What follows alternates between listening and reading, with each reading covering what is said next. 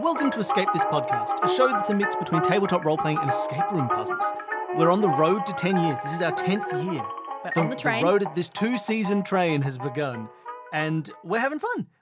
Every episode, we have an audio escape room full of puzzles and stories and characters and cool stuff. Not designed by me this time. This is another guest room. I might room. as well not be here. Well, no, you're going to help me great. solve it, Dan. Oh, right. Danny, you're going to play the room. Oh. We have another guest game master, first-time guest game master on the show. Welcome to the show, Chris McLeish. Hello. Thank you for having me. We're very excited to have you. Finally, after however long it has been since you contacted us. Yeah, I think 2 years. Yeah, I believe you've contacted us with an escape room and since then have written a better escape room and you're going to run that one instead. Exactly, yes. I've learned from the mistakes of the first time. I've made some changes and it's a better experience, I think, this time. I look forward to hearing about this when we're in our post-chat. Oh, yeah, definitely excited to. I'm excited to play the whole thing as well. I, at this point, don't really know anything about it. Before we go through your introductory questions, is there like a teaser about the theming of this room that you want to give out? It might come as no surprise based on how I sound, but I'm from Scotland. And we love a bit of history in Scotland. So it's set in a historical site in Glasgow, Scotland.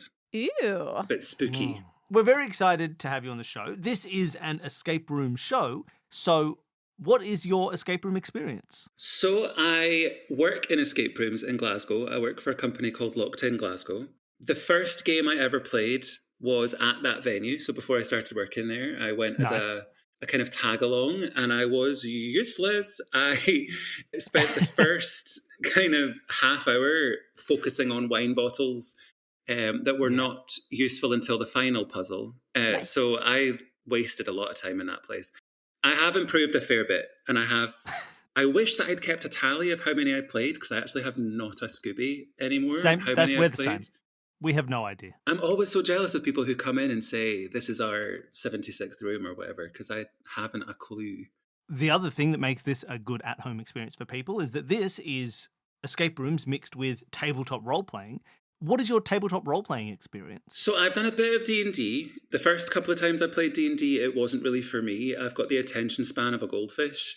So sitting for long periods of time was really hard for me. I've since started some new sessions with my partner and a couple of our friends. And I think I'm better now playing with them because we take turns hosting. We kind of rotate who's hosting. Nice. And I think I prefer hosting potentially to playing. Oh, you're going to be very popular. I don't know that I'm very good, but I've tried, and I do really enjoy the kind of storytelling side of it. But yeah, I think I've enjoyed it more now that I'm a little bit more experienced. But when I first started, I was useless.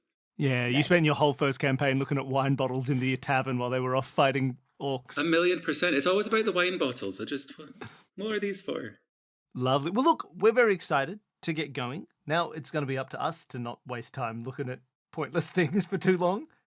Chris, please take us away. Halloween, midnight 1991. The city feels alive and your Chucky costume is adorable in its own peculiar way, with scratchy wig and dungarees. This was supposed to be the night you'd conquer the city streets, the night you'd slip into a club, the night you'd make friends in this unfamiliar place. But that plan crumbled the moment you encountered the bouncer. Your eyes welled up and you fled into the night, now lost and alone. Aimlessly, you walk, letting the wind guide you through the labyrinth of unfamiliar streets. The night air is biting, and your body shivers beneath the dungarees. You clutch a bottle of water you picked up along the way, a feeble attempt to calm your racing pulse. As the city's whispers grow fainter, a looming structure catches your eye. A cathedral, dark and foreboding. Its Gothic silhouette calls to you, compelling you to cross a bridge towards an arched building flanked by topiaries that cast long, eerie shadows. Your steps slow as the path winds into the centre of Glasgow's Necropolis. A strange pool draws you further into the maze of gravestones and ancient mausoleums. The wind whispers, "Tavish." Soft at first, then louder, more insistent. You stop, searching the darkness. You're alone, or so it seems. Again, "Tavish," echoes through the still air. Then you see it. a hidden mausoleum cloaked in shadow and overgrown with vines. The name Tavish etched into the stone above the entrance. The door is ajar as if inviting you in. Without a second thought, you step inside, the door slamming shut behind you with a resounding finality. Instead of panic, a strange calm washes over you. All night you've felt an inexplicable need to be somewhere. Now, you realise you've arrived. The air inside is thick, ancient. Your eyes adjust to the dim light, revealing a stone coffin in the centre of the crypt, with 5 marble busts by its feet, each one an animal's head frozen in a silent snarl. An altar covered in dust and forgotten relics rests on the far wall, with a family portrait looming above it, watching you with lifeless eyes.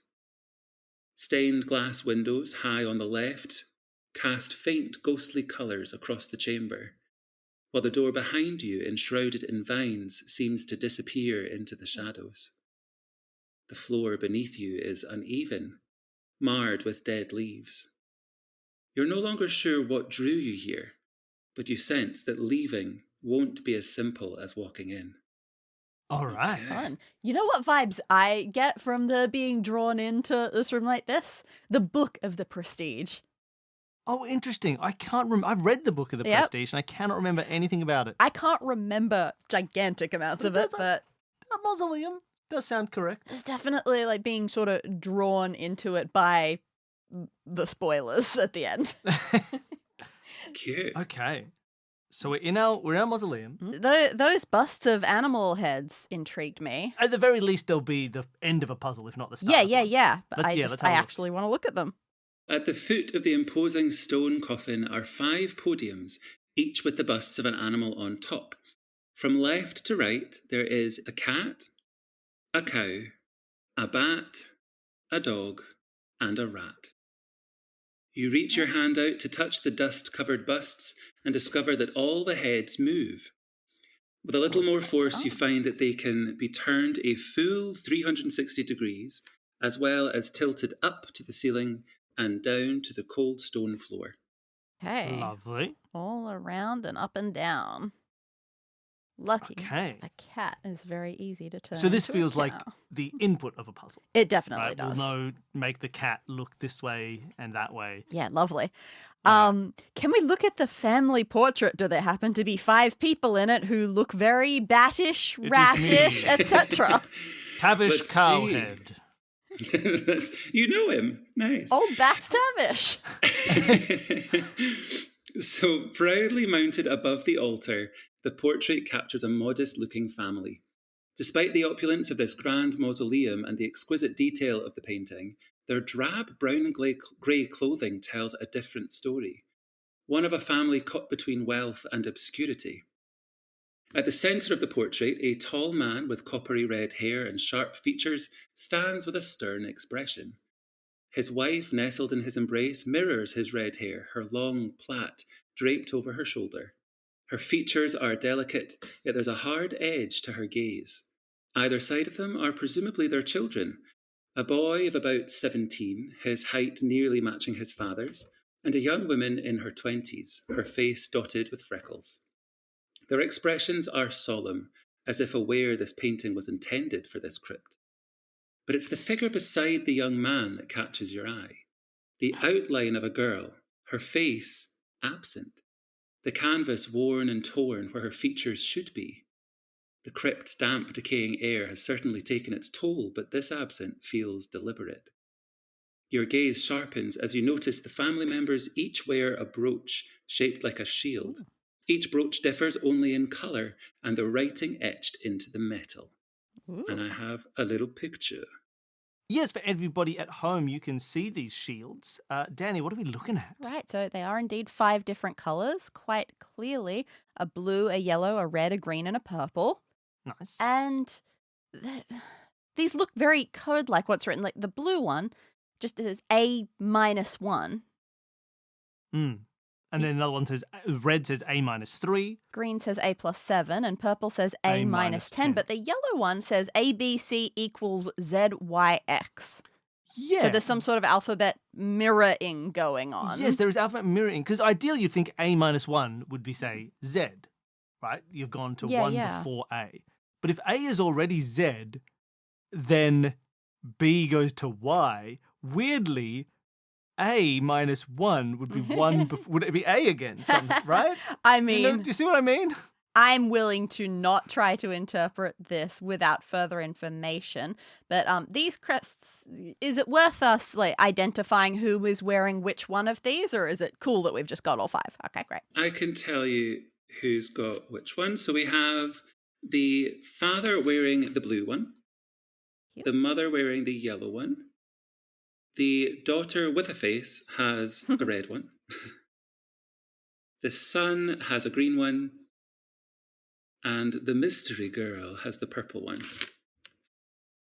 Good to know. I don't feel like I can do a huge amount with that just yet. You don't think we could maybe like solve this to get 4 letters that spells a word? Why do we want letters?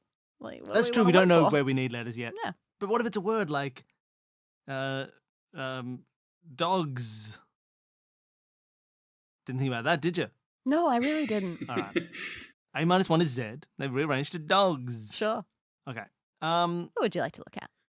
Let's have a look at the altar beneath this. That we haven't makes actually sense. looked We're at the right altar, here. and I think if we didn't do it now, we'd forget about it. The wooden altar is laden with offerings to the dead. Dust-covered crucifixes of wood and tarnished metal hang crookedly, surrounded by crisp, dried leaves. Your eyes are drawn to a small, thin vial resting on the shelf. It contains a thick, dark liquid. Blood? The thought sends a chill down your spine. With trembling hands, you uncork the vial, bracing yourself for the scent of decay. Instead, the aroma of something floral and earthy fills your nostrils. Some kind of oil, not blood, after all. Amid the morbid offerings, 2 other items stand out. A silk handkerchief with intricate golden embroidery along the edges, the initials BT stitched in a nearly illegible swirling cursive. Beside it, a gold ring. Its large black shield-shaped detail gleams. You can't tell if it's a precious stone or enamel, but the design feels heavy with symbolism. Masonic, perhaps, though you can't be sure. Nice. That's another shield. Right. And BT. Blue Tavish? Blue Tavish. Yeah. Father Tavish has the blue shield. Could be. Could be Bobby Tavish. There are many things it could be. Still not willing to speculate too hard. At what point do you think we try to rattle the sarcophagus? Sure, yeah, we can rattle the sarcophagus, or at least get a description of it before rattling. That's fair. The centrepiece of the crypt is a chilling monument to someone of undeniable wealth and power.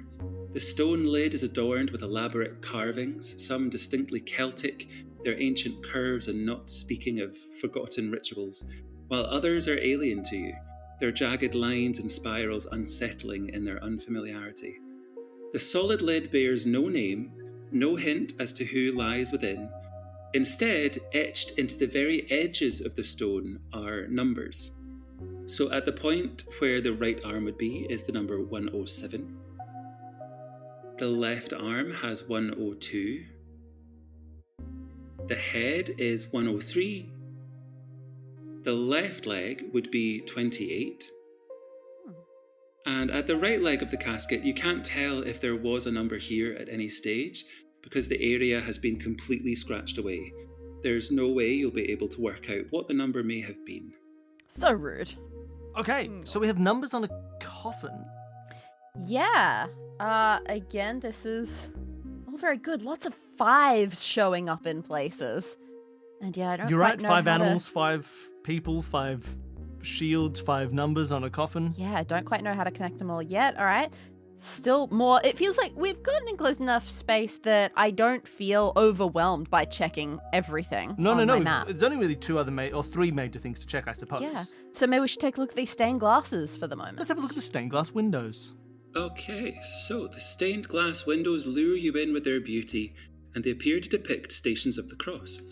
You think back to religious studies at school, but you draw a blank. You do recall that there were traditionally 14 Stations of the Cross, but there are only 5 tableaus shown here in these windows. There is a space beneath each one where plaques may have once sat. the nails for which still remain embedded in the brick. You try desperately to make out what each window is showing you, but they are absolutely filthy. Very fair. You can cut a bunch of those stations anyway. Jesus falls for the second time. We already saw him fall. Yeah. Jesus falls for like the third time. We saw him fall already. I hadn't heard of the Stations of the Cross until our second season, Children of Mysaris, when I wrote a church room, and I was just, Googling stuff like, hey, what's in a church? Stations of the Cross. That was the first I had ever heard of it, so yes, I don't remember much about it at all. Someone gives water to him? Is that one? Yeah, that might happen once or twice. Oh, God. Yep, okay, this is It does fair. repeat a lot. There's only so much that can happen at that point in your life. Right. And again, there's 5 of them. Yeah. Another 5. So many 5s. Everything's 5. Okay. Means there's only one puzzle. There could be. And they all become part of it. Oh, you know what station it is? It's when Jesus looks up and it's 72 degrees to the left. The classic station. Okay. All right. Would you like to go back and scrumble through these vines to the back of the Yes. door? Yes, let's look at this viney door. You turn your attention to the door, hoping that by some miracle it might easily open. It doesn't, and you decide it's safer not to force it. Besides, the sharp, jagged vines that weave themselves around the doorframe look like they could cause some painful lacerations if you're not careful. Yeah. But hold on a second, you can see that just behind these hardy vines are windows that look out into the necropolis outside. Regardless, there is no point trying to peek out because the vines are just too thick and spiky to see safely past. Intriguing. Okay. An obstacle. Is it sad that my first thought was there anything on the altar that I can use to chop vines? No, but there was something oily. Fire to vines. We're going to die in here. Now, technically, we did have a reference to the floor itself. Yeah, It's yes. rugged and scrugged and had leaves on it. I would love to have a bit of a floor shuffle to Yeah, see if if we- anything's got lost on there. Exactly. Can we have a dig around on the floor? The floor is littered with dead leaves, petals, dust, and you suspect probably mouse droppings and the like.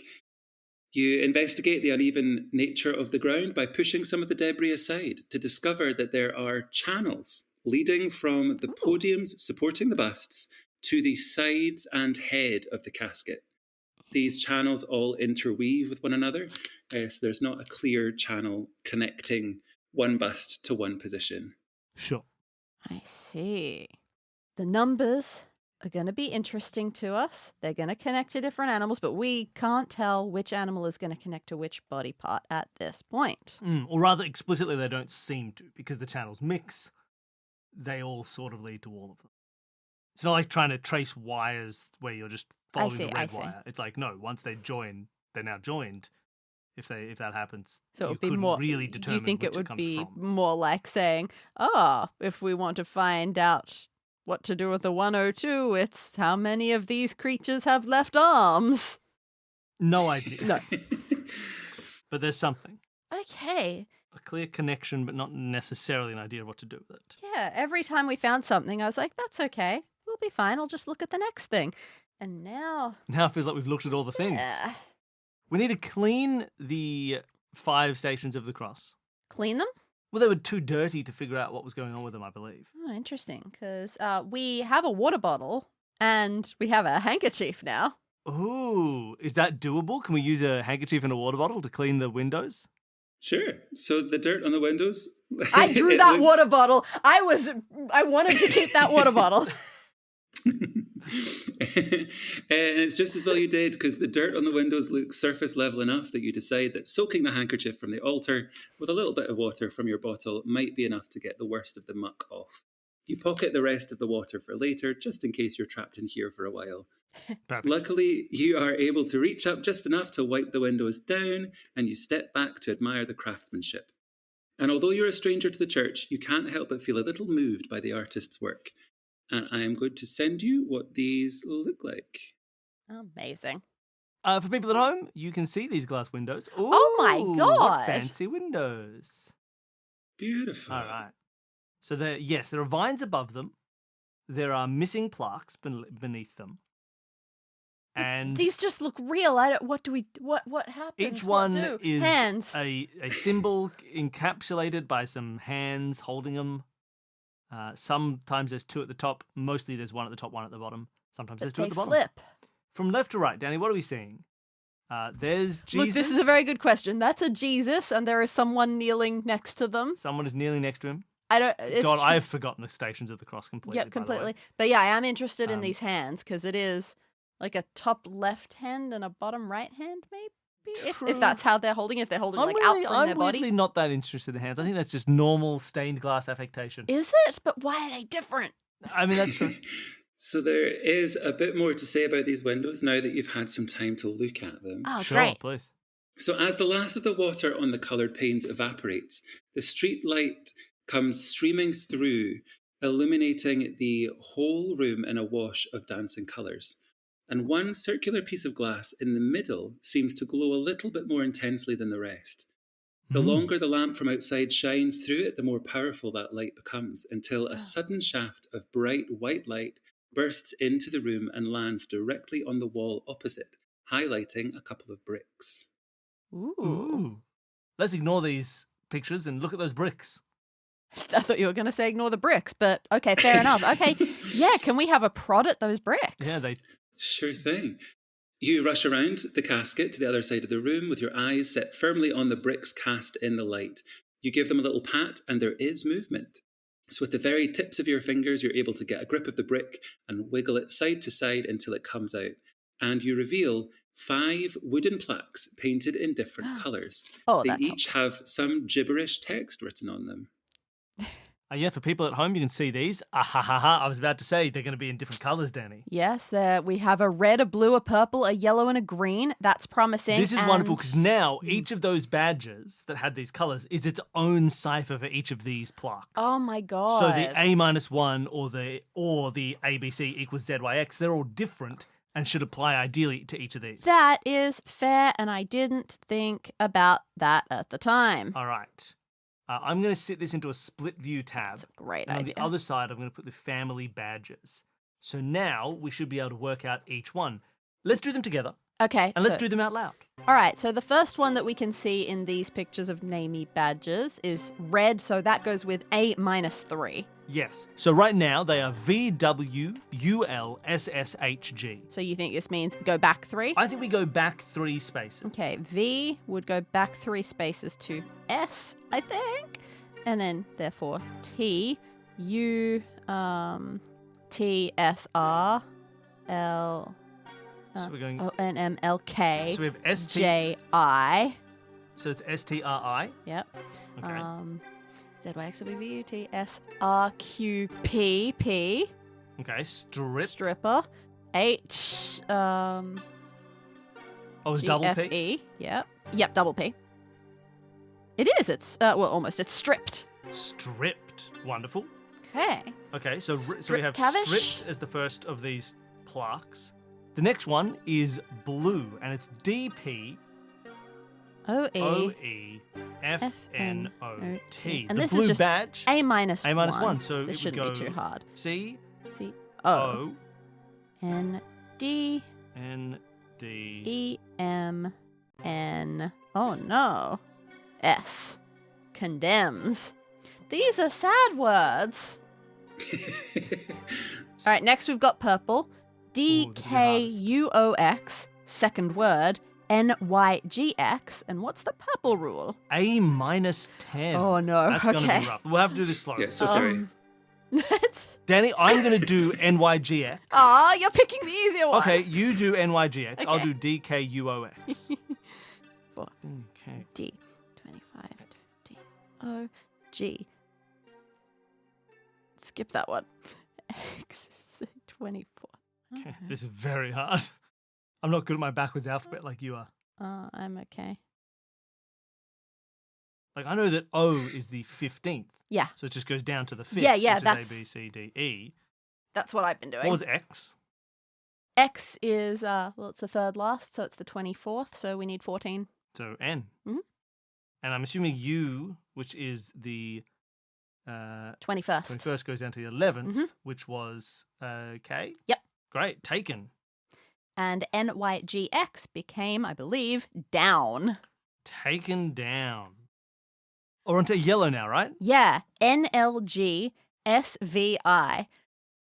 So we are still talking about Jesus at this point because these are terms that have some faint association with the stations of the cross. Yeah, they are things that happen to Jesus. To Jesus during the crucifixion. Yeah. He is stripped. I guess someone condemns someone. Yeah, I assume he got taken down at the end.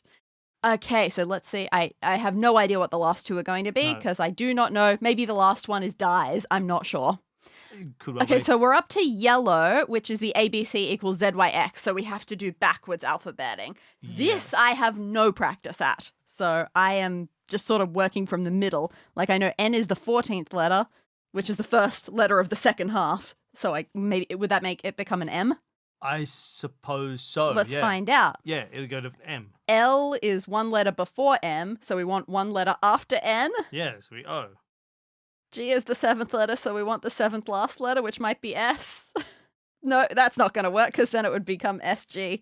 Hold on. A, B, C, D, E, F, G.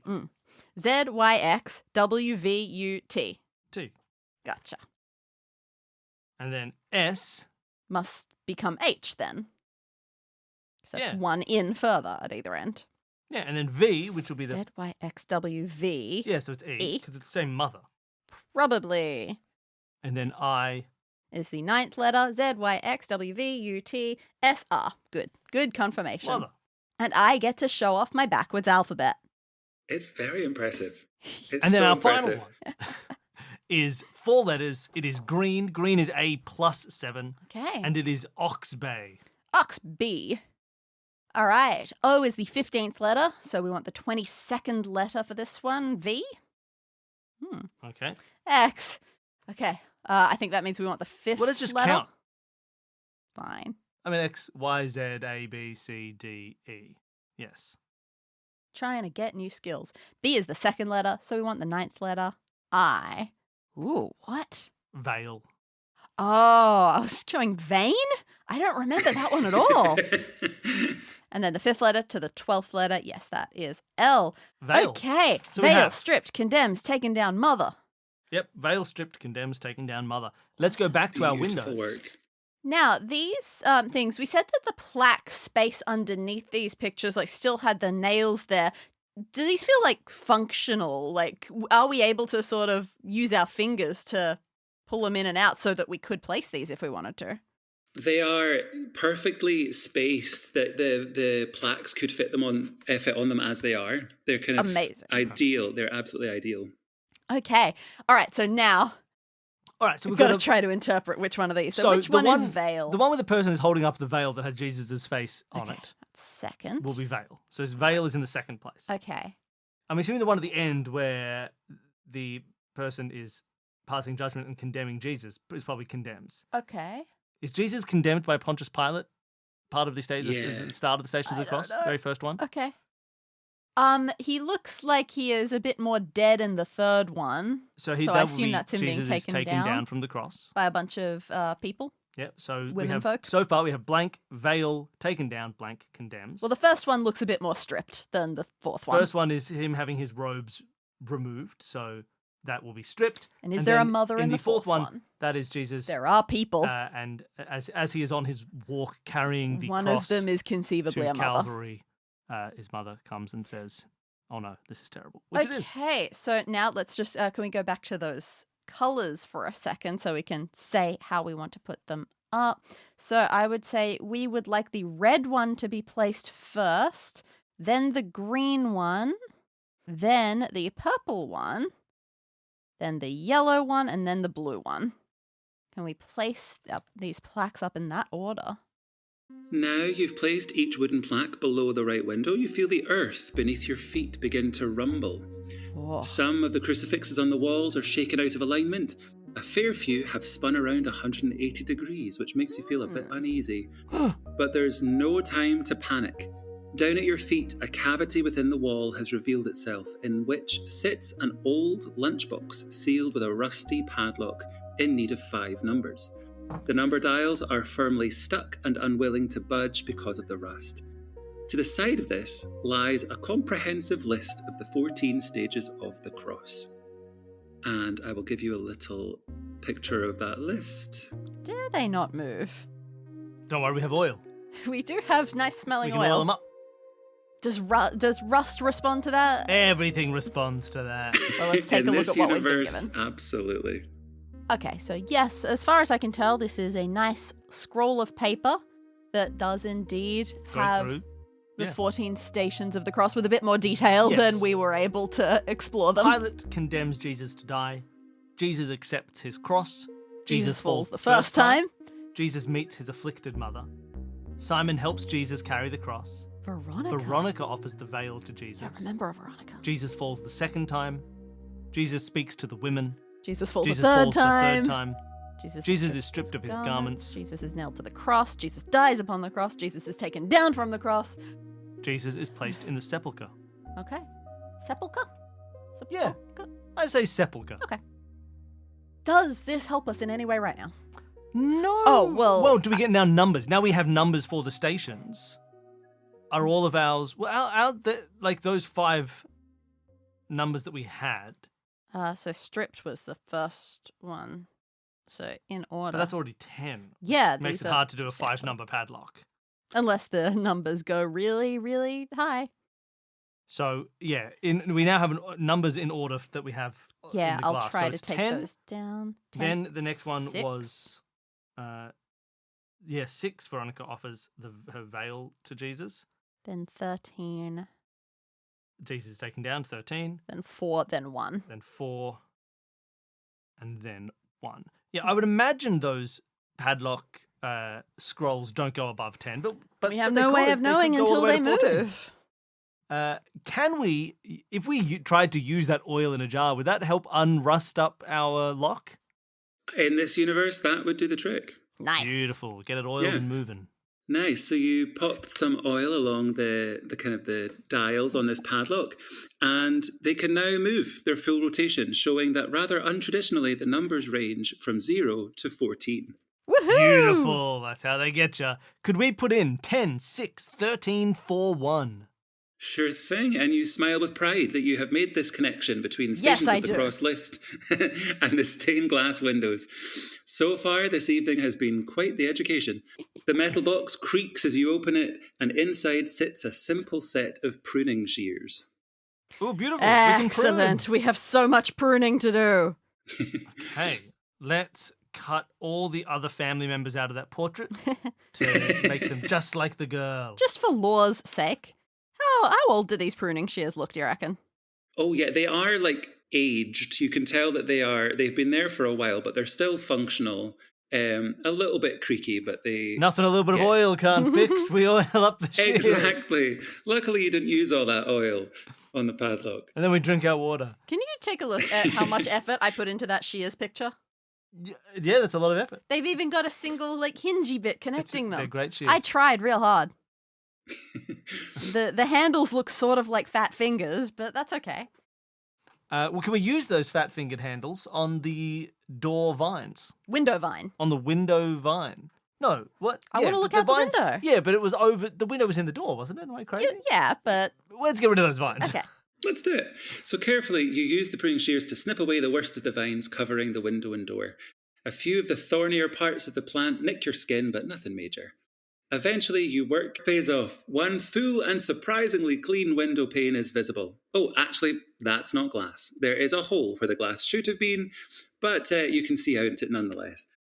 Just across from where you are, but within the same plot of the graveyard, rests a tall, imposing stone marker for the whole family this mausoleum must be dedicated to. And we have one more image coming towards you. All right. Yes, for people at home, you can see this lovely big gravestone. Danny, should we go person by person? Absolutely. So yeah, this is like a fancy gravestone that has 5 names and details on it. The first one is Bernard Andrew Tavish, 1789 to 1892. Long-lived man. And then a quote. When the time is right, I, the Lord, will make it happen.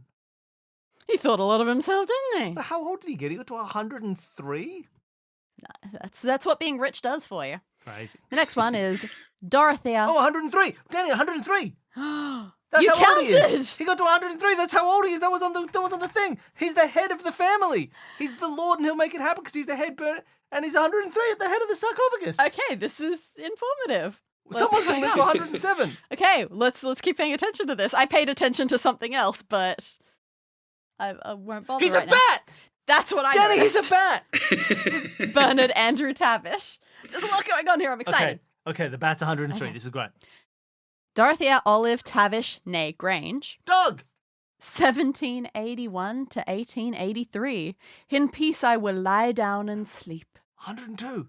Nice. That's 102 dog. Great. I'm going to write bat and dog on this. No, it's your turn. You don't have time for this. I've got so much time. Bat, dog. Catherine Ann Tavish, a real cat. 1801 to 1908. So that is 107. 107. Oh my God, 107. Let me just write cat over there. Now I am leaving the world and going back to the father. Followed by Caspar Oscar Wilton. What a cow. 1811 to 1839. Oh. 28. Then two men will be in the field. One is snatched away and one is left. Beautiful, beautiful, beautiful. Let me just put cow. And then lastly, we have Rachel Abigail Tavish, the rat. Still alive. 1811 to question mark. Hatred stirs up conflict, but love covers all the wrongs. Okay. Now, first Okay. thing we get, there's one other element of this, There which is. is that all of their quotes contain a direction. I noticed some things that looked a little bit like that. I didn't notice all When the of time them. is right. right. In peace I will lie down. Yeah. Now I am leaving the world and going back. Back. Then two men will be in the field. One is snatched away and one is left. Hatred stirs up conflict, but love covers all the Okay. wrongs. Okay. So there's This lots of can- elements to this. I don't know how we're going to attach them to the points of the sarcophagus. No, but rotating the busts Mm. on the pillars seems. The bust was sitting on podiums. Can we place them on the sarcophagus at all? Oh, do they? As in, do they? Can we just like pick them up and move them, or are they picked stuck up? where they are? They are stuck with it where they are. Okay, yeah. beautiful. All right. Well, then let's start by just doing directions, shall we? All right. Can you please bring them back? Because I drew them, All right. but I didn't write who was who. Could we turn the bat to the right, Mm-hmm. the dog to look just straight down, Mm-hmm.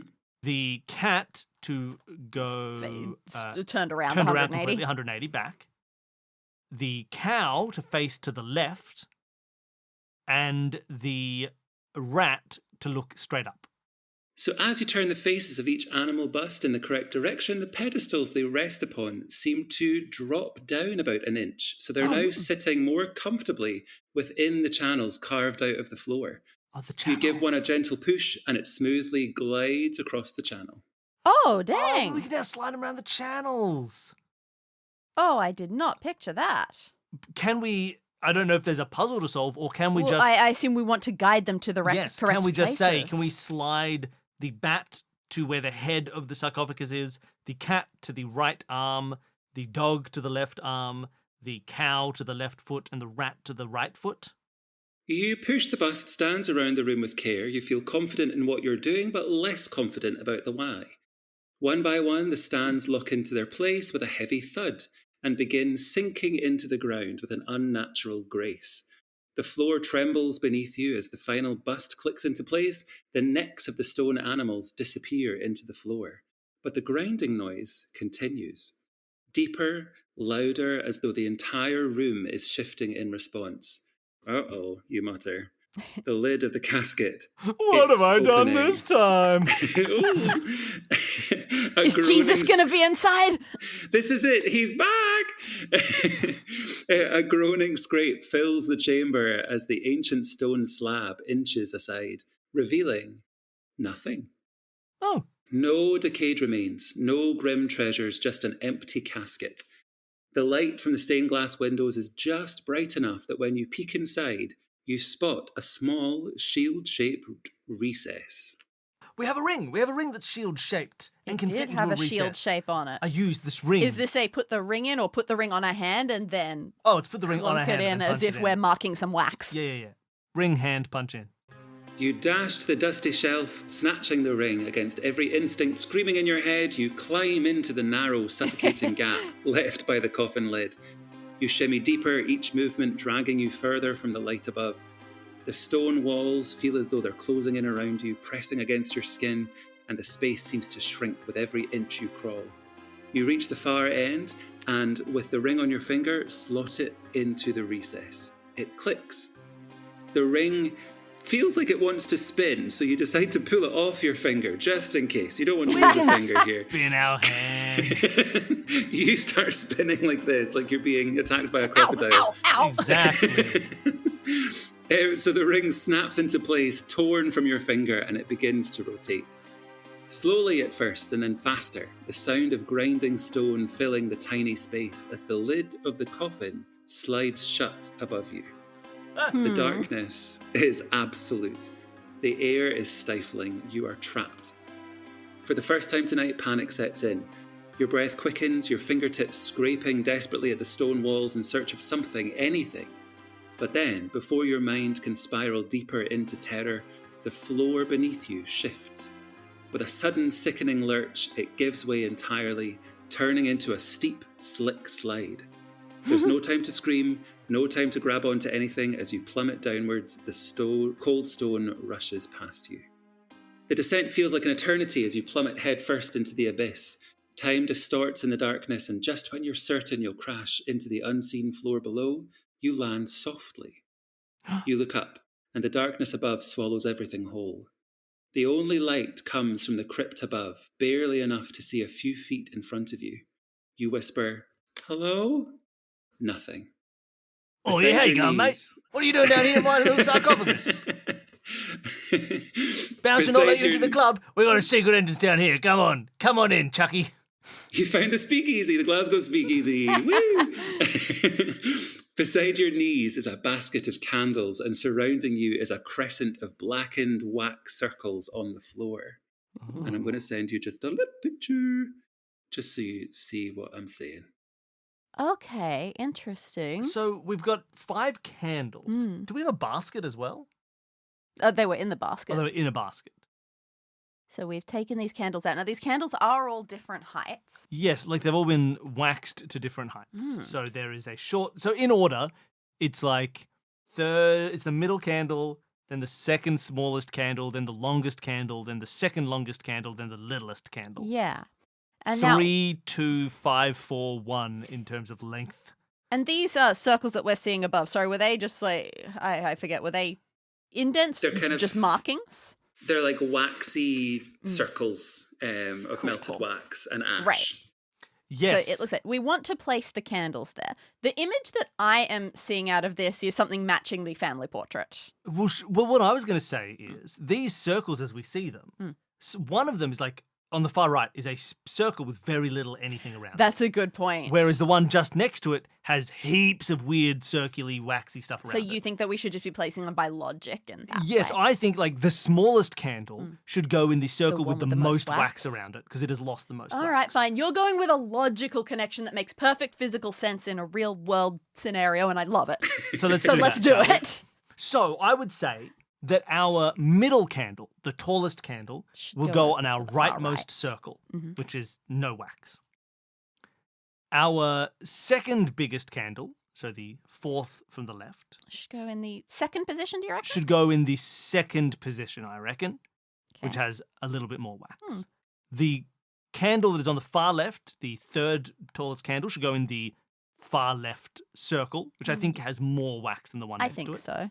Then our second smallest candle, currently the second from the left, should go in the middle waxy circle. And then the tiniest candle should go in that 4th from the left, big, thick, super wax This candle. is a bad drawing of it, but yeah. That's what I would do.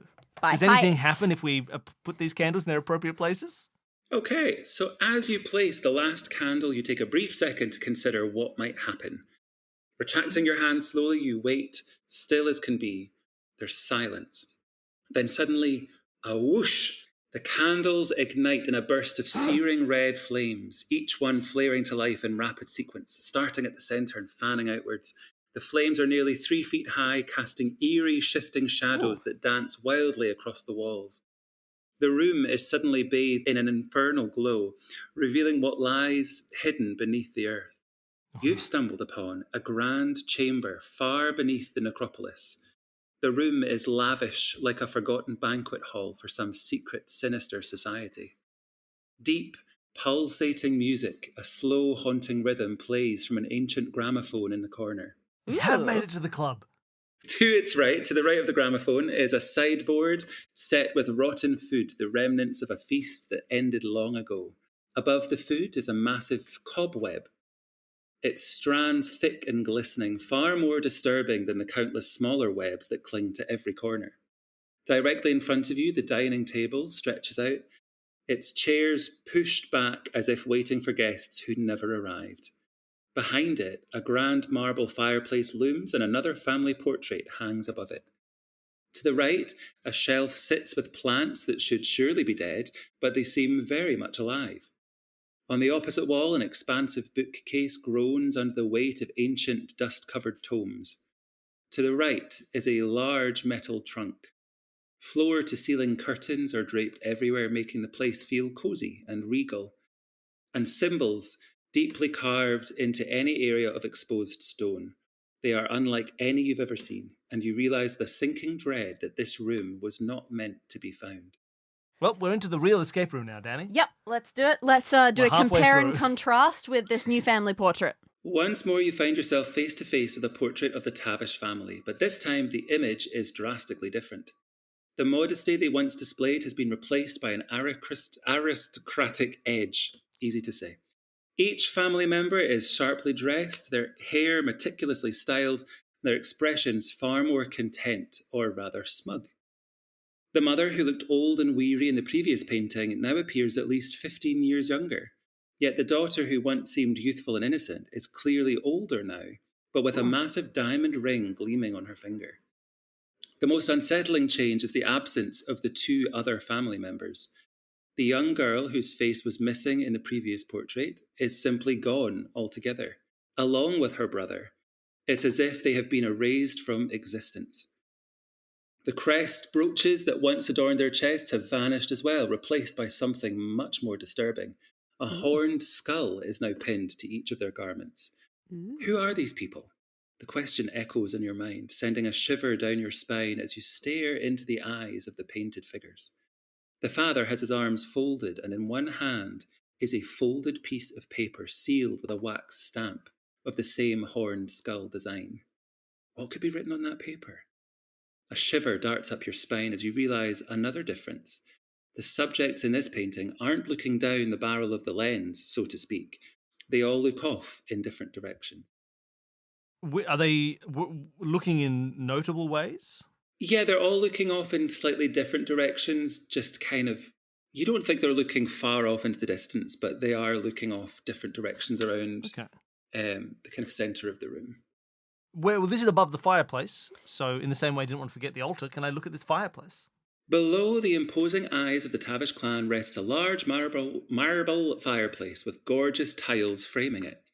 These black and white tiles depict a gorgeous flower you don't quite recognise. The fireplace itself looks pretty normal. There's a few unlit logs in the centre ready for action, and above the mantelpiece is a number of large, thick metal nails half-hammered into the walls at random angles. Propped up against the wall on the right-hand side is an old-fashioned broom with wooden handle and fine twigs that make up the business end. Before moving on, you see that sitting underneath the logs is an envelope which looks to have been ripped open, thrown in the fire, but unsuccessfully destroyed. Your interest is piqued, so you decide to have a look inside. It's a letter which you don't think will help you in your bid for freedom, but you can't help be a bit nosy. So you have the option. Would you like to read the letter, or would you like to just ignore it? Of course. Okay. Let's read the letter. October 1st, 1839. Dear Father, I have chosen to leave, and by the time you read this letter, I will be far from the life we once knew. I can no longer continue as part of the family business, nor can I remain under the weight of the suspicion and fears that have plagued me in recent months regarding the disappearance of Rachel. The unsettling events and the unanswered questions have driven me to a point where I must step away and seek a new life. one that allows me to live without fear or doubt. I have changed my name, Father, and I wish for you to think of me as dead from this day on. There are forces at play and I do not fully understand them, and I fear that if I remain tied to our family, I'll be drawn into something from which there may be no return. I need to distance myself to find a place where I can rebuild my life away from the shadows that seem to linger around us. Your son, Casper. So he didn't die at 28. He just left at 28. Well, he was told to be considered as dead. Yeah, wonderful. They respected his wishes. Good for him. And so we've got this flower pattern, this black and white flower pattern that we didn't recognize. Black and white flower pattern, some oddly positioned nails, and Logs, a broom. Interesting. All right. Shall we keep wandering around? I suppose so. What do you want to look at next? Well, apparently there's something spooky happening with the gramophone. Yeah, let's check it out. Playing some kind of droning music is an old gramophone. The tune is rubbish. You doubt anyone could listen to this for long without falling asleep. So you begin to walk over to turn it off and see that scattered around the floor at the foot of the gramophone are small scraps of fabric. As you go to take a closer look, you feel that falling asleep might actually happen. With every step, you feel increasingly sluggish. Oh, no. You get close enough to see that beneath the instrument is a chest of records, and taking your heavy eyes a little higher, you see that scrawled on the front of the ancient gramophone are the words Satan's Amnesic. Before you get any closer, you make the decision to turn away, as to not give way to this growing lethargy. Doing so, you start to feel a bit more like yourself again. Best not to go over there again unless you find a way to silence the music. Yeah, I'll say. Satan's Amnesic? Yeah. Like it makes you forget Amnesia music. Makes you forget about Satan? Right. Okay. What interests me next is this particularly intriguing spider web. It's clear that time and neglect have left their mark in this hall. The opulent surfaces are thick with filth, scattered debris, and draped in layers of cobwebs. Your thoughts taunt you. Where there are cobwebs, there must be spiders. Your eyes drift to the largest web stretched above the decaying food. One massive web for one massive spider? Keeping a cautious distance, your curiosity gets the better of you and you lean in for a closer look. Relief washes over you when you see it's not one enormous spider, but four of an average size, sitting apart from each other. Their legs are curled beneath their bodies, and they appear to be in some sort of deep sleep. An odour wafts from the web, growing stronger as you approach. It's a sickly, sour scent, a mixture of cheese and vinegar. You take a deep breath to steel yourself, but instead you catch a better whiff of the smell. You're definitely getting cheese. There's a slight yeastiness now as well. You work your way around the spiders and discover that each slumbering arachnid smells of something different. So one smells like cheese, one smells like vinegar, Does indeed. one smells like yeast, And the other. Yeah. and what does the last one smell like? The last one smells kind of like apples. What weird little guys. Vasey. But I like it. I was tempted to take a broom to this spider web, but I'm not going to do that now. They're fine. All Well, right. they are sitting above a table of food. Of old rotten food. It turns out, we were just smelling the food. It's worth checking. Let's Let's have a check look on at this the food table. Okay. You are under absolutely no illusion that you're going to find something edible here, but you want to see what the goods were like back in the olden days. There's a mortar and pestle stained pale purple from years of grinding something up, and some bowls stacked and ready to be loaded up. You see a few wine glasses, each clearly having contained red wine, which has since evaporated over time. And there's 3 plates, one with something kind of recognisable as apples, one with a big slab of cheese, and one with a big hunk of bread. This is definitely not edible, and my God, what a smell. Flies have already ravaged most of what was there, and in fact a few must have died while gorging themselves. Each plate and glass hosts a number of fly casualties. Beneath this counter is a chest with a plaque on top. Sealing the chest is a 4-digit lock. Ooh. And I will show you what this plaque looks like. Interesting. So clearly we have a connection between the spiders and the food. Definitely. An apple spider, a cheese spider, a yeast spider on the bread plate. Oh, do you think like a bunch vinegar of spider. flies went to like the apple plate, ate apple, and then one of the spiders ate all those flies? I think so. Oh, so cute. All right. So this is the plaque on the trunk. People Yes. can see this at home if you'd like to click on it. But I will say, Dani, please read it. This was the property of Bree Tavish, lovingly nicknamed the Pink Lady. A late bloomer, she left Glasgow at 83, finding her freedom living out her days in the province of Rioja. Okay. Rioja. Rioja. The property of Interesting. Bree Tavish. Bree's a cheese! Oh, interesting. Lovingly nicknamed the Pink Lady. That's an apple. Oh, A late no. bloomer, she left Glasgow. That's a glass of wine. At 83, finding her freedom, living out her days in the province of Rioja, known for its bread. Okay, I'm not really sure. That feels almost like we've got the solution, but not 100%. We could, you're saying a cheese and an apple type could have been there, but do you know any types of yeast or vinegar that we could also be associating if we wanted to? Well, the vinegar was like the red wine has turned into vinegar. Oh, yeah, I'm saying in these words. I mean, province of Rio could make wine. Province of Rioja. could. Rioja. It's not impossible. Oh, God, I don't know enough about vinegar. Or yeast. But there is a cheese and I think Pink Ladies are an apple. Yeah. All right. Well, we've still got stuff to look at. We can keep wandering around and then come back to solidifying our understanding. Yeah, let's do it. Else can we look at? I'm intimidated by the books, so maybe we should get that out of the way. Okay, bookshelf. Books have always fascinated you. The smell of the old pages, the secrets hidden within, the cover designs.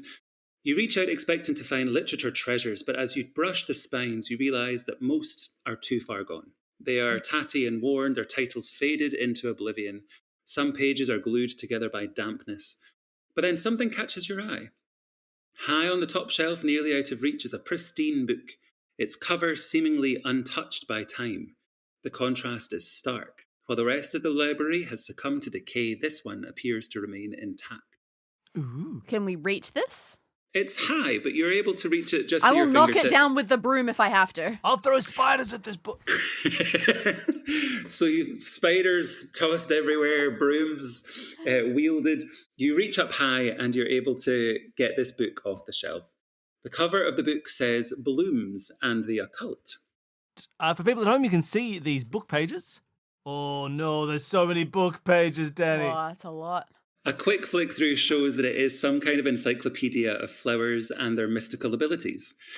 It's all a bunch of hocus pocus that you don't really buy into, but as you make to shelf the book again, a slip of paper falls out, which says, "The Tavish family rat must remain hidden to protect our legacy. Only a true Tavish can reveal that which will assist." And the note also contains instructions that you feel compelled to follow. So it says, "Clear your mind. Think of a 3-digit number with 3 unique digits. Reverse the digits so you now have a new 3-digit number. Now take the smaller of these numbers away from the larger number. Take the result and again reverse the digits." Hold on. Why did I make mine hard to subtract? When you gave me the whole subtraction thing, I did the wrong thing. And I have to now do the appropriate thing. So you now have a result from the subtraction, and again you reverse these digits. Mm-hmm. This time, add both these numbers together. I've done it. Yep. Okay, now turn to the page of the book dictated by the last 2 numbers of this result. Okay. Is this one of those things? Do we magically have the same number? Mine's 89. So it's mine. Wonderful. Yeah, I we love did magic. it. Now, just to be sure, what number did you start with? 137. Great, we didn't start with the same number. What did you start? Beautiful. 104. Because I then went to 731, then I got to 594, and then I added 495. Yeah. And Good job. then I had 1,089. I love maths magic. Beautiful. We need to learn all of these tricks so that we can incorporate them in They're things. so fun. They're so fun. So with on the page dictated by the last 2 digits. Oh, we have a page 89. That's great. Beautiful. And then read the word dictated by the first 2 digits of your result. Do we both end up on the same number? Yeah, 1,089? Yeah. Wow, I didn't know it would be that exact. I thought that's why we had to do the last 2 digits. All right, so that's the 10th word, which is 1, 2, 3, 4, 5, 6, 7, 8, 9. Moon lilies. Ah, the book has led you to the word moon lilies. and it tells you that these plants were Lucifer's favourite. They remain dormant for long periods of time with no need for light or water and can only be awoken by pure moonlight. You also read, legend has it that alone the flowers are just a thing of beauty, but if you grind different coloured petals together, they possess powers imbued by Satan himself. Mixing the flowers to a peach colour creates a cooling sensation for burns. Blue and green mixed together creates a strong sulphurous smell. Creating a pale purple paste allows you to make fires, and mixing all the colours together produces a powerful explosion. Someone's been making fire in here, Billy. Okay. The mortar and pestle were purple. You're right, purple pestle. All right, awesome. Well, this has been informative. I'm learning a lot. Don't know what to do with this until we want to explode our way out of here. Yeah. Also, we're going to need different coloured moon lilies for that. All right. Well, there are some plants, but let's not go to them yet. Okay, Let's look at the trunk first. I agree. Okay, so the trunk is made of solid metal, and on top is all the letters of the alphabet. Pressing one just to see what happens, you hear a quick succession of ticks. Great, a bomb. That's the last thing you need. After about 6 seconds, the ticking stops and the letter pops back out again. So we might have to press a few of them to make it pop open. Well, shall we have a look at these flowers? The plants around the Oh, room? yeah, sorry, the plants around the Not room. a bad idea. So right by the bookcase, you see some flowers that you cannot believe have survived down here with no light, but here stand a number of flower pots containing buds that appear to be very much alive. The buds are closed, so you can't actually see what the flowers look like, not even their colour.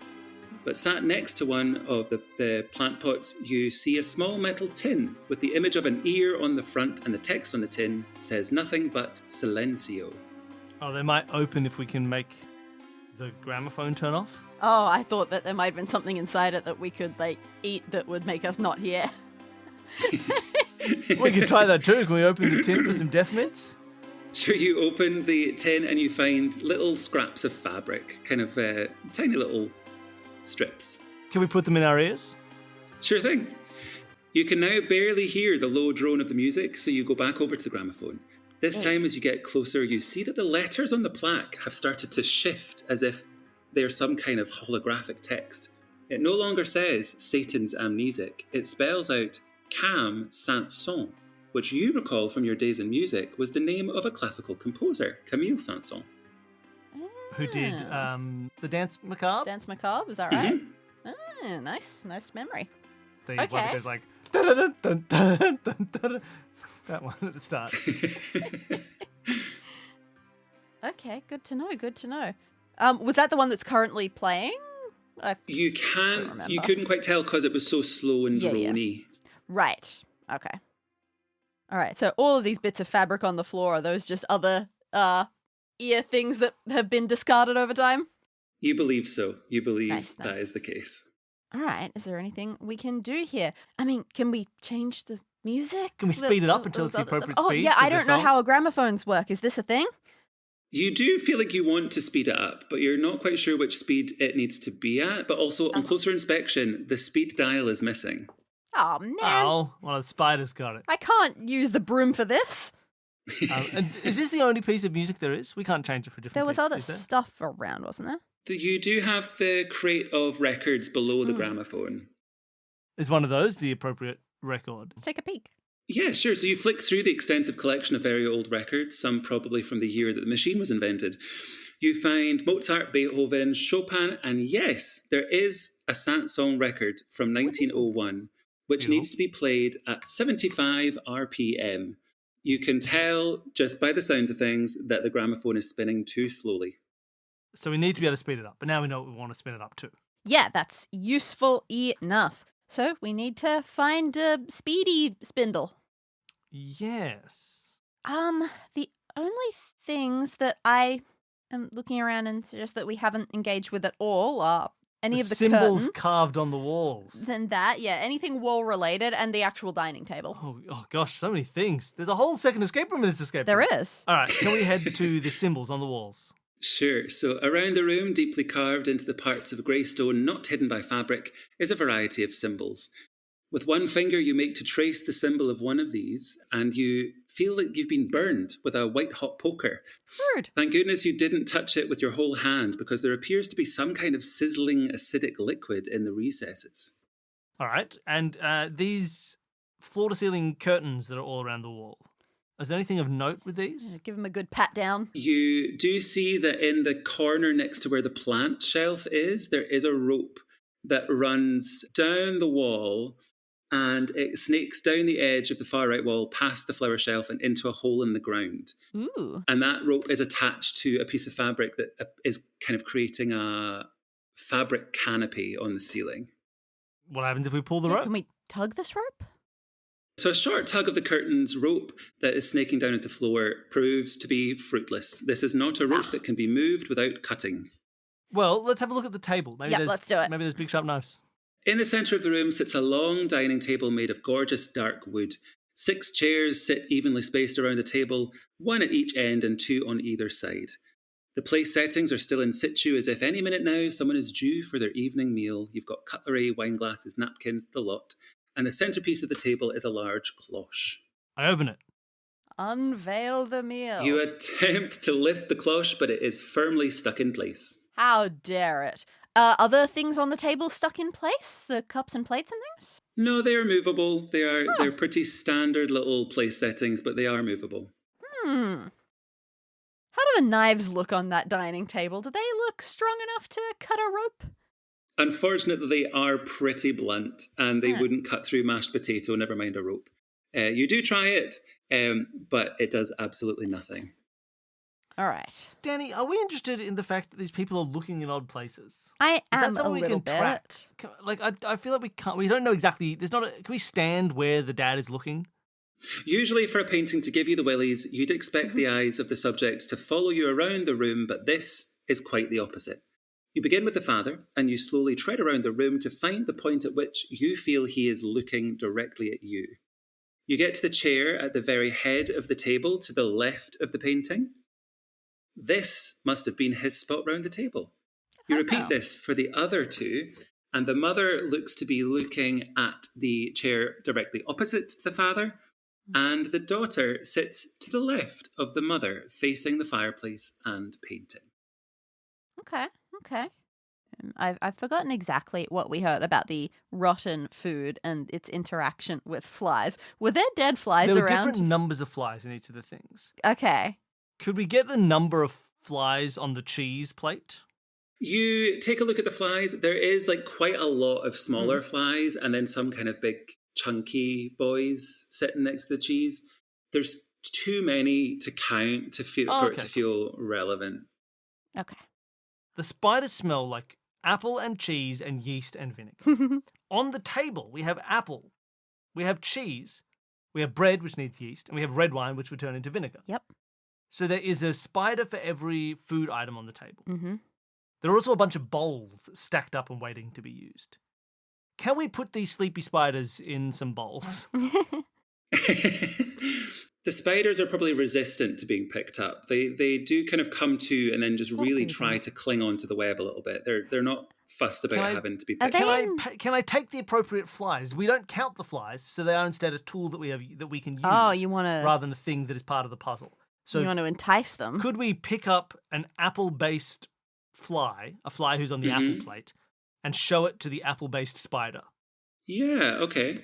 So the spider smells the food you're offering it, and it springs awake, famished and ready for its meal. As it stands up and heads towards the fly, you notice that it only has 8. Well, it has 8 legs, the standard number of legs for spiders. But you decide to try another item of food. You think this might be a winner. Yeah, great. So let's give cheese flies to cheese legs. So Cheesy Leg Boy, we give a slice of cheese, and he has 5 legs. You offer the bread fly some bread, and it has 9 legs. 9? Yes, that spider is freaky deaky. And the wine spider has 4 legs. So whether or not it can be considered a spider, I'm not sure. Okay, well, great. So Okay. we've got 4 numbers. We were looking for those, and we Yes. think the plaque that we found about brie Must can give tell us us an order for of them. Yeah, brie is a cheese. It is. Pink lady is an apple. So this feels like that. To me, I would be feeling like I'm getting an order out of that. Yeah, so you'd start with the cheese one, which is 5. Wait, is bloomer a type of bread? Not that I've ever heard of. Is bloomer a type of bread? It is.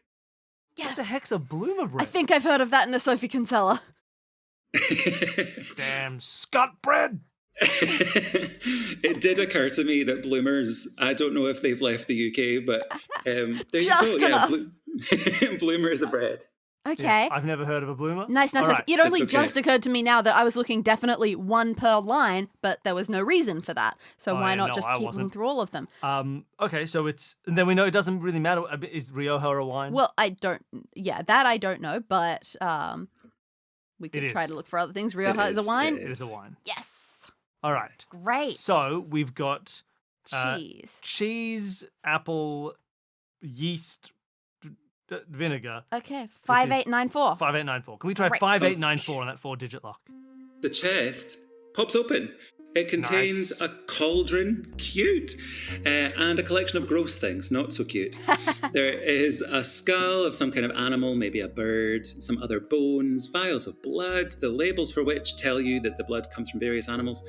There are jars containing berries and garlic, all kinds of mushrooms, hair clippings, teeth. Ugh, what the heck? You decide not to mess with this stuff before knowing exactly what to do. Yeah. But just as you're about to move on, you spot that something small and silver inside one of the skulls. It's just sitting in there. You pick up the skull, give it a shake, and the silver item flies out the eyeball to your feet. It's Dial? a dial. Yay! It All right, is. quickly. We run to the thing. We put the dial on the thing. We turn it to 75, 75. Okay, you're relieved to have discovered the speed dial in the skull, especially because this music is driving you insane. You turn the knob up to 75 RPM and the record picks up speed. Feeling it might be safe to unclog your ears, you pick out the fabric and you now recognise the tune of Dance Macabre. And as luck would have it, a little drawer built into the gramophone pops open to reveal a small hatchet. Hey. A hatchet. We cut the rope. This is it. We're Chop, cascading. chop, chop. We're I love a cascading. good snowball. Okay, why on earth is there a hatchet in a gramophone? No Who time for carries questions. gramophone? Absolutely not. Smash it over the hatchet and get to the rope. Perfect. So you run over to the corner where the rope is suspending the ceiling fabric and you channel your inner lumberjack. With one forceful strike, you sever the rope and one corner of the material drops to expose a skylight. And a strong beam of light shines down upon the wall and the plants are illuminated in its cool glow. Slowly, the petals unfurl to reveal a variety of colourful flowers. You've got red, yellow and red, pink and orange, blue and white, yellow and green, and all sorts. There's all sorts. And they look just like the tiles around the fireplace. Nice. Wonderful. So, we probably don't want to cause a huge explosion right away, right? We probably don't want Just a powerful Just a explosion. nice little fire. We probably don't need a cooling sensation for burn. Oh no, yes we do. Could we mix That couldn't Can we hurt. mix them to a peach color and apply it to the tip of our finger? How would we create a peach color? Do you think a little bit of red, a little bit of white, tiny bit of yellow, maybe? Yeah, like a bit of red, bit of white, bit of yellow. Yeah, your understanding of colour theory is pretty strong. So you pick the appropriate petals, make yourself a little healing salve for your finger, and it I'll just throw a feels little burnt so finger. much better. Wonderful. Beautiful. Wonderful. So we did that, Now we can burn our hands as much as we want. and now let's. All right. No, I feel like we do want a little bit. let's we light want the some fire. We've got a fireplace with a flower picture in it. This wants fire. All right. So We can I'll- explode it later. I'll light the fire. You place the flowers in the vase that we bought today. And then staring at the fire for hours and hours, I'll listen to you How did play you make your this love happen? songs. Billy has all been night long for singing me. and playing on guitar. Only for me. song for weeks now. Danny, come to me now. How is this happening? Just rest your head. Just 5 minutes. Everything is good. It's a cozy room, Danny. It's nice. It's chill. I The mix- flowers are illuminated I by mixed some the red, evening white, and moonlight. blue. That should make some pale purple. I used my water bottle, the last of my precious water, to clean out that peach mixture that we've made. Oh, yeah, of course. Perfect. Excellent. Nice. And we make some purple with Yep. Okay. reds and blues. So As soon as the petal mixture lands on the old dry logs in the fireplace, the fire springs to life. By a fraction of a hair, you still have your eyebrows. The flames settle and the wood gently crackles. The music you're playing is soothing, and the spiders wave their arms enthusiastically. The flames cast light all around you, including onto the nails above the hearth. They cast an interesting shadow on the stones above. This isn't good. The shadows have colluded to produce a word. Diablo. Okay, I get out 2 sticks of wood and I tie a big piece of string between them. And then I take a cool little... a what? It's like a 3-dimensional X helix shape. And I stick it on there and I start going... We should get one of those. A Diablo? No, we shouldn't. Danny, it's not 2001. How much do you think a Diablo costs? A Diablo? Yeah. Right now? Yeah. No, they haven't sold one in 22 years. So I'm going to say it costs $700. Looks like we could get one on Amazon for $8.65. All right, fine. Oh, nice bargain.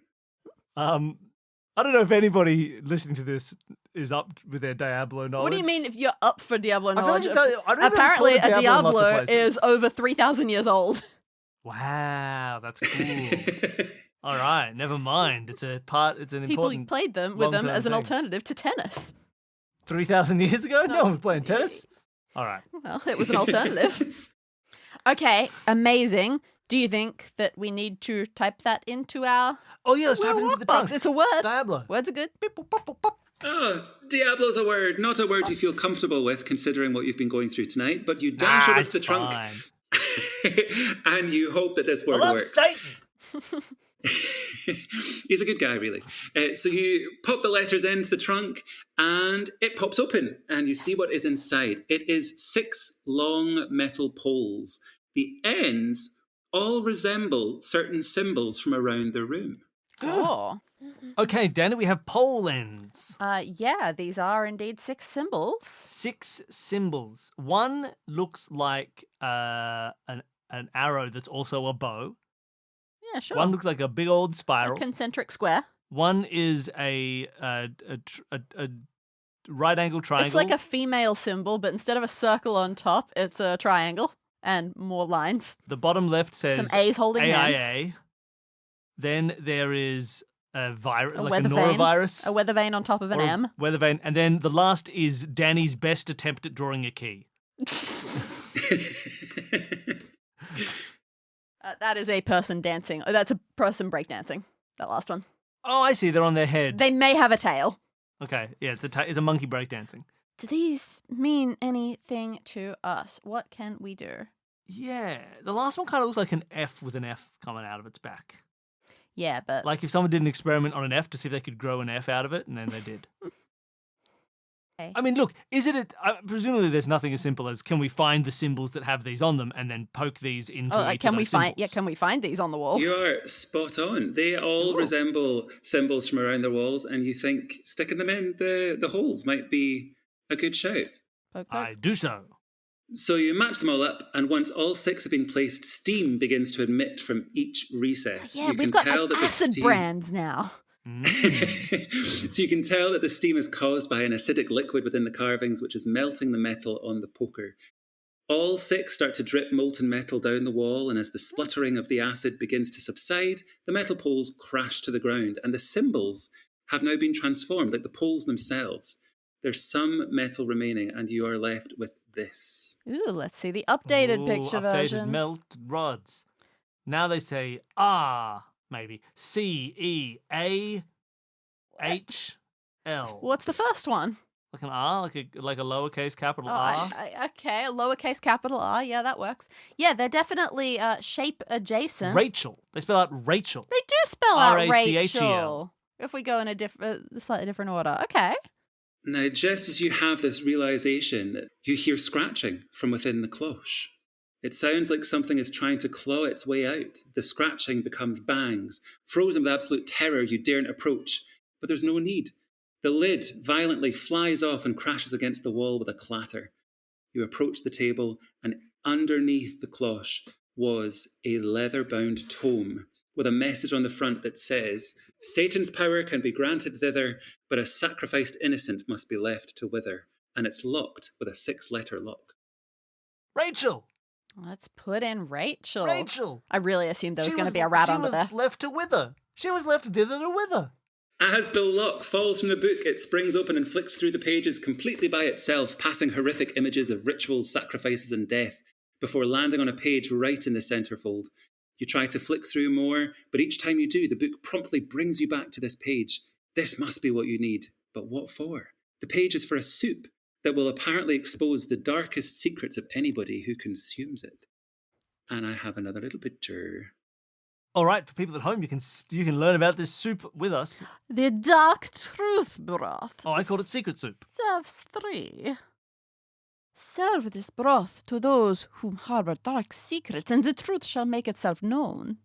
Prepare the base. Begin by placing your cauldron over a low flame. Pour in water and bone to create broth. As it heats, chant softly.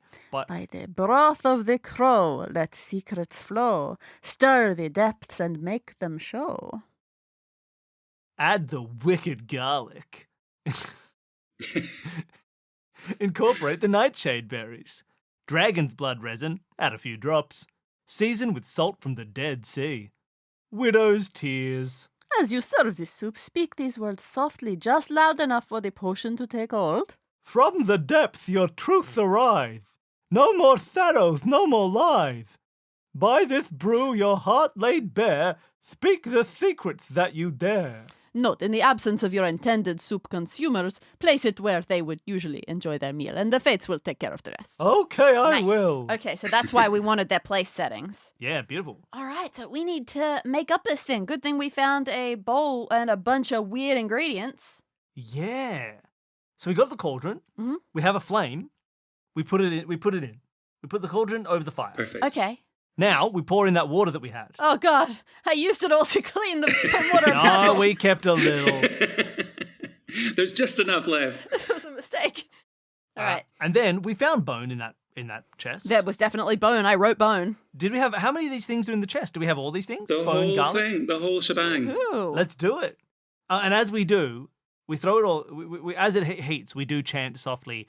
By the broth of the crow, let secrets flow. Stir the depths and make them show. I thought you were going to go full Saruman for that. Oh, I can't do that.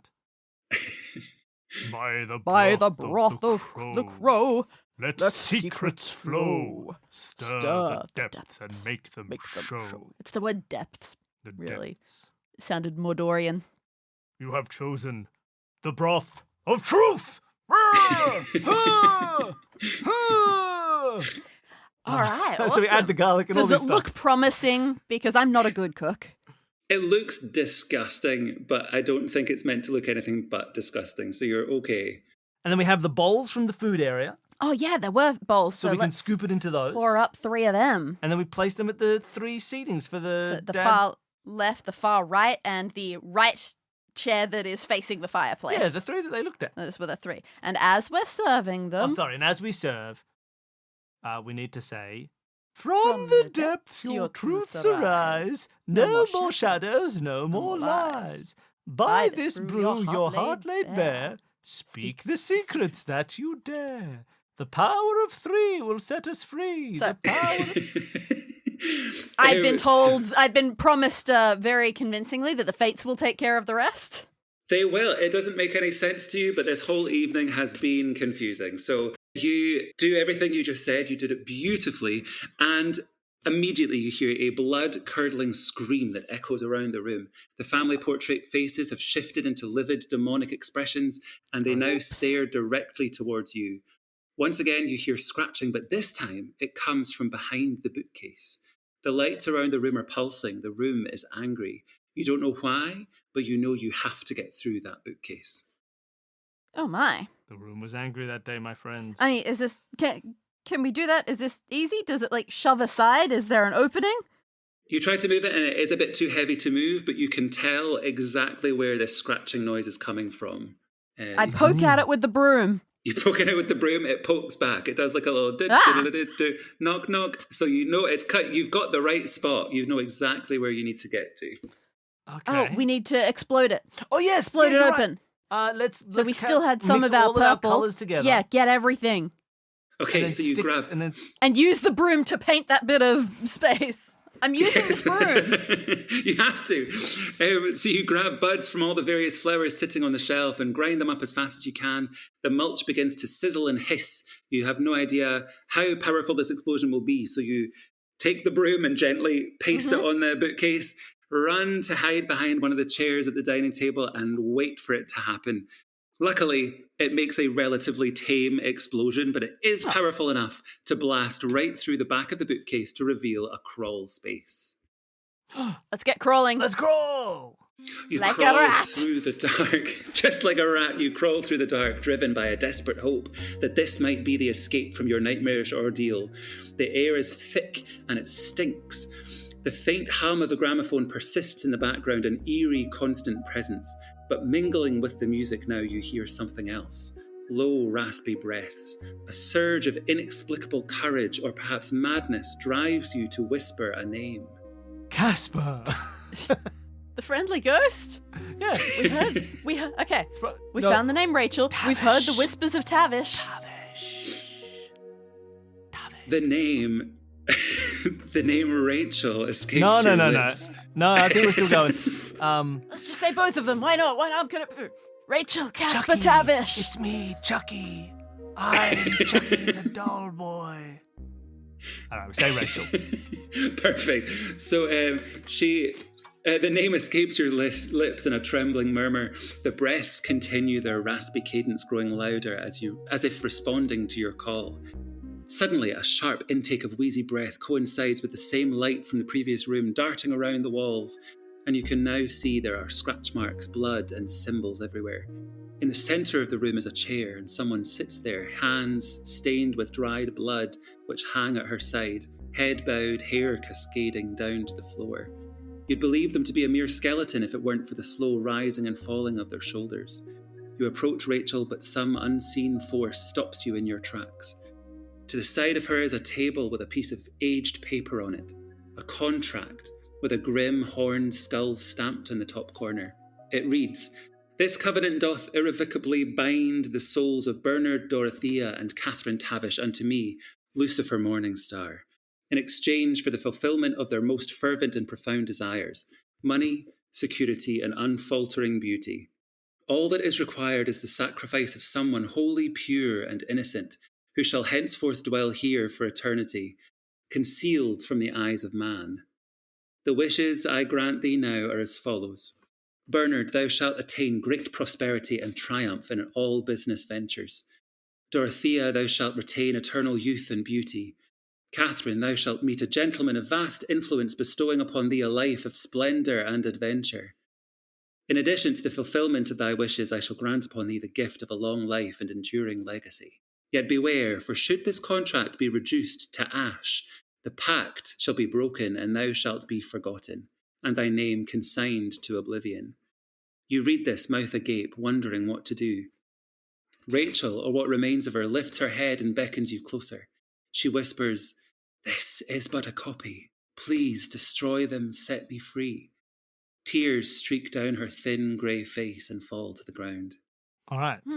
So, we don't need to find that. We don't need to find the original. We just need to make her do some sins, so she's some crimes. Then she'll no longer be an innocent soul, and the contract will be null and void. She's in a position to do that, right? I stand in Yeah, front of sure. her, and I put my expensive wristwatch in my back pocket, and then I dance around like Fagin from Oliver, going rum-tum-tum, rum-pum-pum, rum-pum-pum, until she picks my pocket. Then she's a criminal. No, okay, let's find the original contract, shall we? I mean, well, this was a copy. This was a copy. We Yeah. need the original. Yeah. Well, You're saying that like it's obvious.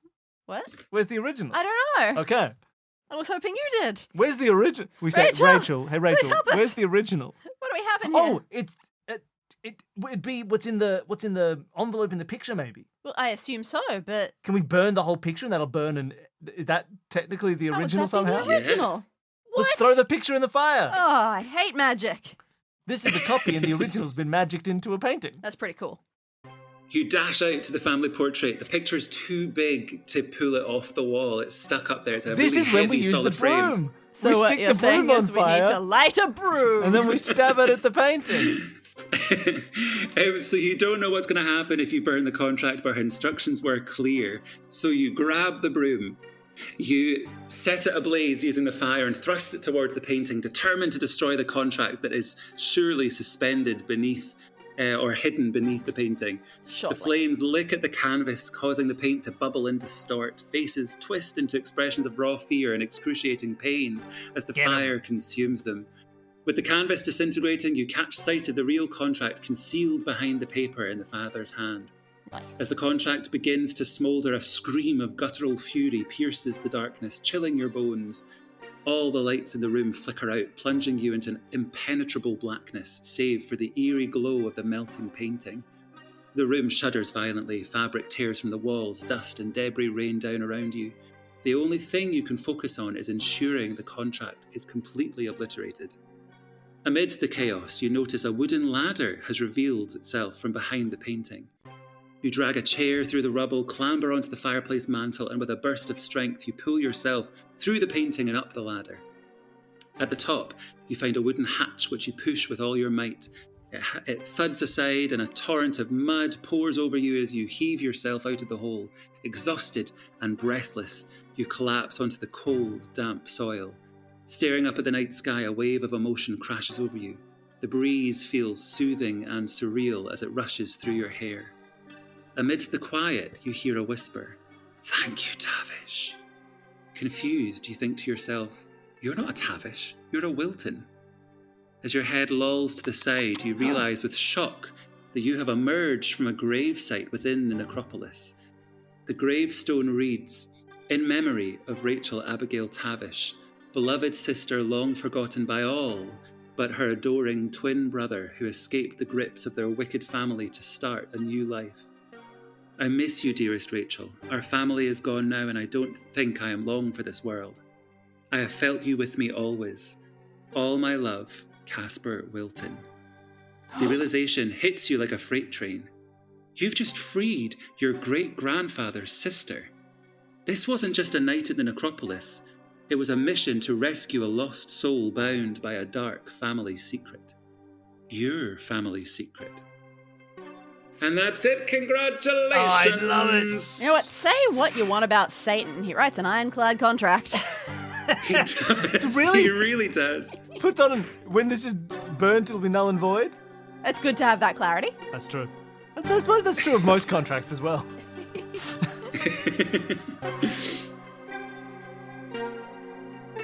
Thanks for listening to Escape This Podcast. Stay tuned for next week's episode where we talk about the escape room that we just did with the guest that we just had.